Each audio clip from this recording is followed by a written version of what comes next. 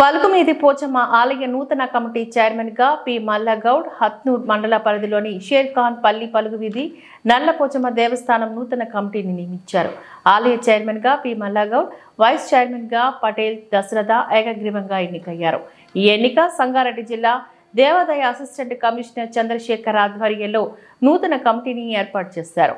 Chairman గా మల్లగౌడ్, vice chairman Dasharatha, నూతన committee director గా శంకర్, లక్ష్మణ్, స్వామి, స్వరూప సభ్యులుగా ప్రమాణ స్వీకారం చేశారు.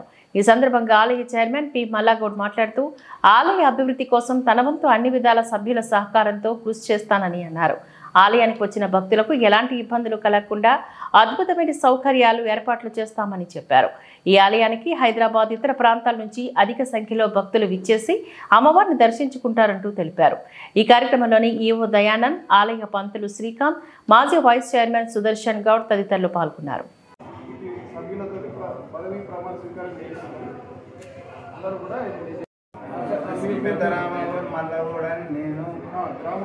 గ్రామం షట్కాన్పల్లి మండల గ్రామంలో వెలిసి ఉన్న శ్రీ పలుకుమీది నల్లపోచమ్మ దేవాలయం షట్కాన్పల్లి హత్నూర్ మండల్ సంగారెడ్డి జిల్లా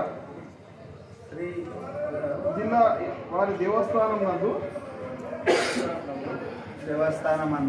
ధర్మకర్తగా నియమింపబడినందున ధర్మకర్తగా నా విధి నిర్వహణలు సక్రమంగాను విశ్వాసపాత్రునిగాను శక్తివంచన లేకుండా న్యాయబద్ధంగాను నిష్పక్షపాతంగాను దురాలోచన లేకుండా సదర్ దేవస్థానం అభివృద్ధికి